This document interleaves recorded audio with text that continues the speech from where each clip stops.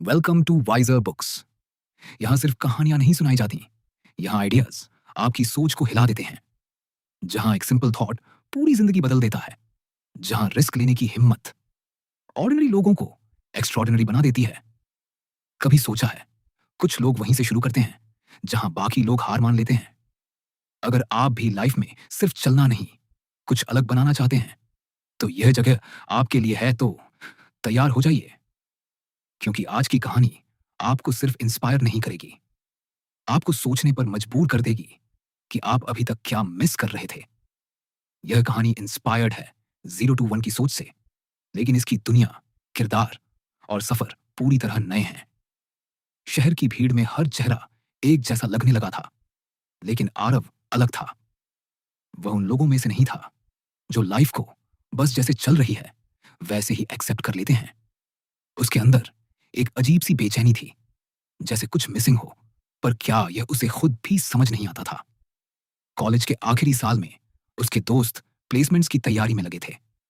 हर दिन वही बातें होती, पैकेज कितना मिलेगा, कौन सी कंपनी बेहतर है, कौन सा सिटी चुनना चाहिए। आरव भी उनके साथ बैठता था, लेकिन उसका मन कहीं और भटकता रहता था। एक रात उसने खुद से एक सवाल पूछा, क्या मैं वही करूंगा जो सब कर रहे हैं, या कुछ ऐसा करूंगा जो किसी ने अभी तक किया ही नहीं। जवाब तुरंत नहीं मिला, लेकिन उस सवाल ने उसे अंदर से हिला दिया। उसे महसूस हुआ कि अगर वह बस कॉपी करेगा तो कभी कुछ नया क्रिएट नहीं कर पाएगा।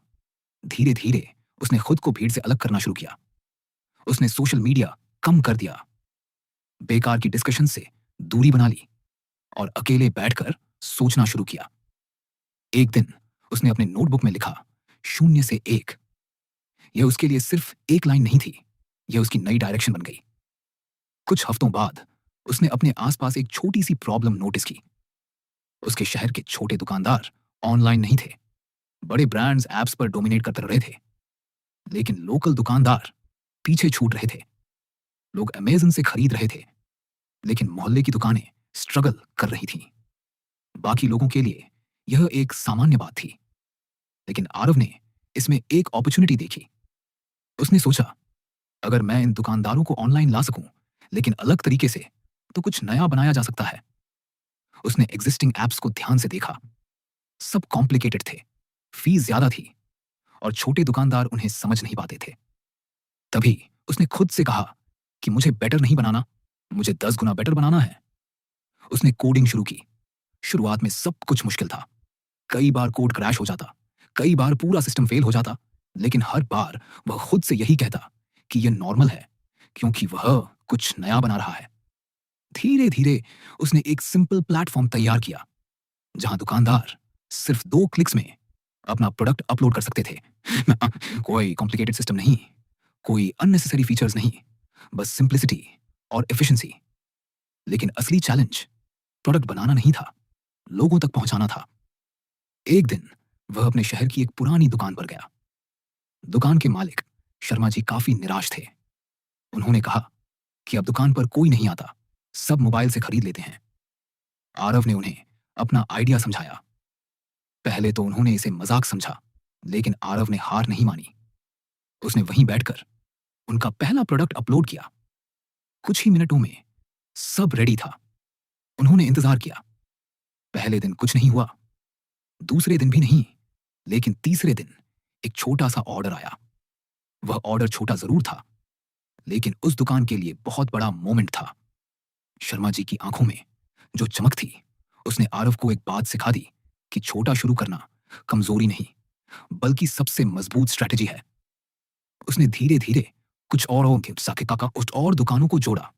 उसने सिम बड़े टैकोए हों के बड़े स्केल के बारे में नहीं सोचा। उसने बस एक छोटे नीच पर फोकस किया। लोग उसका मजाक उड़ाते थे कि इतनी छोटी शुरुआत से क्या होगा, लेकिन आरव को पता था कि हर बड़ी कंपनी की शुरुआत छोटी ही होती है। उसका प्लेटफॉर्म धीरे धीरे ग्रो करने लगा। हर नई दुकान के साथ उसका कॉन्फिडेंस भी बढ़ता गया। तभी अचानक एक बड़ी कंपनी ने उसी आइडिया पर काम शुरू कर दिया। उनके पास पैसा था, रिसोर्सेज थे, मार्केटिंग थी। उसके दोस्तों ने कहा कि अब कंपटीशन में टिक पाना मुश्किल होगा, आरव ने कुछ देर सोचा, फिर उसने कहा कि मैं कंपीट नहीं करूंगा। सब हैरान रह गए। उसने समझाया कि कंपटीशन में फंसने के बजाय उसे मोनोपोली बनानी है। उसने अपने प्लेटफॉर्म को और बेहतर बनाया, लेकिन इस बार फोकस अलग था। उसने दुकानदारों की असली प्रॉब्लम्स को समझा और उनके लिए ऐसे सॉल्यूशंस बनाए जो कोई और नहीं दे रहा था। उसका प्लेटफॉर्म सिर्फ एक टूल नहीं रहा, वह दुकानदारों का पार्टनर बन गया। धीरे धीरे लोग उसे चूज करने लगे क्योंकि वह उनकी जरूरतों को सच में समझता था। एक रात वह अपने कमरे में बैठा था, सामने लैपटॉप खुला था और नंबर्स दिख रहे थे। उसने खुद से पूछा कि क्या वह सही डायरेक्शन में जा रहा है।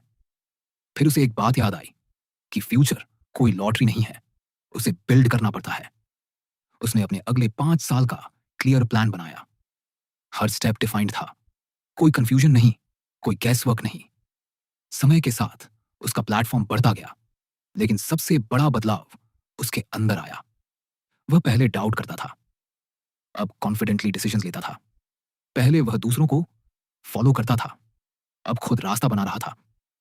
एक दिन उसके पुराने दोस्त उससे मिलने आए और बोले कि वह लकी है, उसे सही समय पर सही आइडिया मिल गया।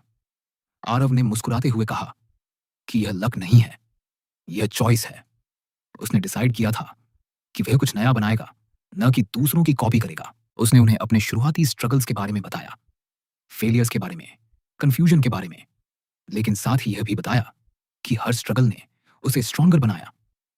अंत में उसने एक बात कही जो उसकी पूरी जर्नी का सार थी कि लोग फ्यूचर का इंतजार करते हैं, लेकिन कुछ लोग उसे बनाना शुरू कर देते हैं। उसकी कहानी यहीं खत्म नहीं होती, क्योंकि असली चैलेंज अभी बाकी था। उसने कुछ नया बना लिया था, लेकिन अब उसे ग्रो करना था, प्रोटेक्ट करना था और सही डायरेक्शन में लेकर जाना था। उस रात उसने अपने नोटबुक में एक नई लाइन लिखी, 0 से 1 करना सिर्फ शुरुआत है, असली खेल उसे इन्फिनिटी तक ले जाने में है। यही सोच उसके अगले सफर की शुरुआत बनने वाली थी। उसी रात से जब आरव ने अपने नोटबुक में लिखा था कि 0 से 1 करना सिर्फ शुरुआत है, असली खेल उसे इन्फिनिटी तक ले जाने में है, उस एक लाइन के बाद उसकी जिंदगी पहले जैसी नहीं रही। अब उसके सामने सिर्फ एक आइडिया नहीं था, बल्कि एक रिस्पॉन्सिबिलिटी थी। उसने कुछ ऐसा बना दिया था जो काम कर रहा था, लोग यूज कर रहे थे, दुकानदार उस पर भरोसा कर रहे थे। लेकिन असली चैलेंज अब शुरू हुआ था, क्योंकि कुछ बनाना आसान होता है, उसे सही दिशा में लेकर जाना मुश्किल। अगले ही हफ्ते उसने महसूस किया कि जैसे जैसे उसका प्लेटफॉर्म ग्रो कर रहा है, वैसे वैसे डिसीजंस भी कॉम्प्लेक्स होते जा रहे हैं। पहले वह अकेले कोडिंग करता था, अब उसे टीम बनानी थी। पहले वह सिर्फ प्रोडक्ट पर फोकस करता था, अब उसे लोगों को मैनेज करना था। पहले हर चीज उसके कंट्रोल में थी, अब उसे कंट्रोल खोने का डर भी महसूस होने लगा। आरव ने जल्दी समझ लिया कि कंपनी सिर्फ प्रोडक्ट नहीं होती, वो लोगों का ग्रुप होती है जो एक बिलीफ को लेकर साथ चलते हैं। उसने हायरिंग शुरू की, लेकिन उसने एक रूल बनाया कि स्किल से पहले माइंडसेट देखा जाएगा। कई टैलेंटेड लोग आए, लेकिन उसने उन्हें रिजेक्ट कर दिया, क्योंकि वो सिर्फ जॉब के लिए आए थे, मिशन के लिए नहीं।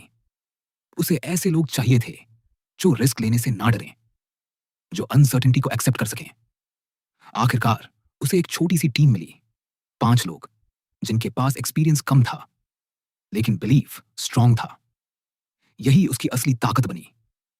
उन्होंने मिलकर काम शुरू किया, रातों तक जागना, नए फीचर्स बनाना, बग्स फिक्स करना और हर दिन खुद को बेटर बनाना उनका रूटीन बन गया। इसी दौरान एक बड़ा ऑफर आया।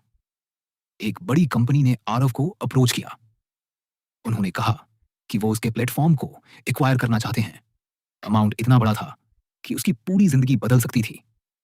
उसके दोस्तों ने उसे समझाया कि यह मौका बार बार नहीं आता, एक्सेप्ट कर ले।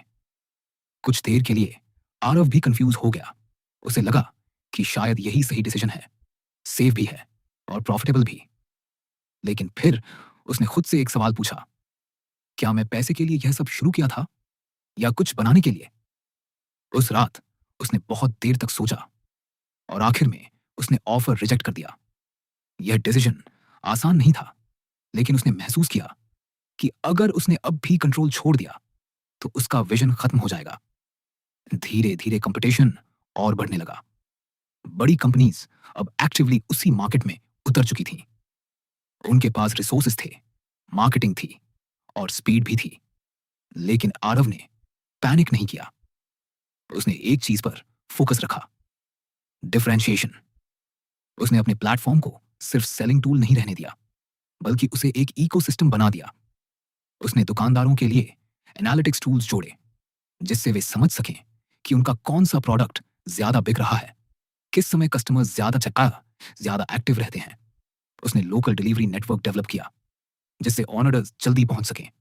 यह सब फीचर्स छोटे लगते थे, लेकिन कलेक्टिवली उन्होंने प्लेटफॉर्म को बहुत पावरफुल बना दिया। आरव ने एक और चीज पर खास ध्यान दिया, टाइमिंग। उसने नए फीचर्स तभी लॉन्च किए जब मार्केट रेडी था। कई बार उसे जल्दी करने का मन होता था, लेकिन उसने खुद को रोका। उसने समझा कि सही आइडिया भी गलत टाइमिंग पर फेल हो सकता है। इसी पेशेंस ने उसे आगे बढ़ाया। उसकी टीम भी अब मैच्योर हो चुकी थी। हर मेंबर अपने रोल को समझता था और बिना ज्यादा गाइडेंस के काम करता था। यह वही टीम थी जिसे उसने केयरफुली चुना था, और अब वही उसकी सबसे बड़ी स्ट्रेंथ बन चुकी थी। समय के साथ उसका प्लेटफॉर्म सिर्फ एक शहर तक सीमित नहीं रहा। उसने दूसरे शहरों में भी एक्सपेंशन शुरू किया, लेकिन इस बार उसने वही स्ट्रैटेजी फॉलो की, स्मॉल निच से शुरुआत। हर नए शहर में वह पहले कुछ दुकानों को ऑन बोर्ड करता, उनकी प्रॉब्लम समझता, सिस्टम को अडेप्ट करता और फिर धीरे धीरे स्केल करता। उसने कभी भी जल्दबाजी में एक्सपेंशन नहीं किया, क्योंकि उसे पता था कि अनकंट्रोल्ड ग्रोथ अक्सर डाउनफॉल की शुरुआत होती है। एक दिन वह उसी दुकान के सामने खड़ा था जहां से उसकी जर्नी शुरू हुई थी। शर्मा जी अब पहले जैसे नहीं थे। उनकी दुकान फिर से चल पड़ी थी और अब उनका बिजनेस पहले से ज्यादा स्टेबल था। उन्होंने मुस्कुराते हुए कहा कि बेटा, तूने हमारी जिंदगी बदल दी। आरव ने यह सुनकर सिर्फ इतना कहा कि नहीं, आपने खुद को बदलने का डिसीजन लिया था, मैंने सिर्फ एक रास्ता दिखाया। यह सुनकर उसे खुद भी एहसास हुआ कि उसका काम सिर्फ टेक्नोलॉजी बनाना नहीं था, बल्कि लोगों को एम्पावर करना था। अब आरव सिर्फ एक फाउंडर नहीं था, वह एक लीडर बन चुका था। लेकिन इसके साथ एक नई चैलेंज भी आई, रिस्पॉन्सिबिलिटी को मेंटेन करना। जैसे जैसे कंपनी बड़ी होती गई, कल्चर को बनाए रखना मुश्किल होने लगा। नए लोग जुड़ रहे थे, नए आइडियाज आ रहे थे और हर चीज बदल रही थी। आरव ने इस बार कॉन्शियसली कल्चर पर काम किया। उसने क्लियर वैल्यूज डिफाइन की, ट्रांसपेरेंसी मेंटेन की और हर मेंबर को यह फील कराया कि वह इस जर्नी का हिस्सा है, सिर्फ एम्प्लॉई नहीं। एक रात वह फिर से अपने कमरे में बैठा था। वही नोटबुक उसके सामने थी। उसने अपने पुराने नोट्स पढ़े और मुस्कुराया। उसे याद आया कि कैसे उसने शुरुआत की थी, अकेले, कंफ्यूज्ड, अनश्योर। और अब वह यहां था, एक ऐसी कंपनी के साथ जो हजारों लोगों की जिंदगी को इम्पैक्ट कर रही थी। लेकिन उसने एक और बात महसूस की, यह अंत नहीं है। उसने जो बनाया है वह सिर्फ शुरुआत है।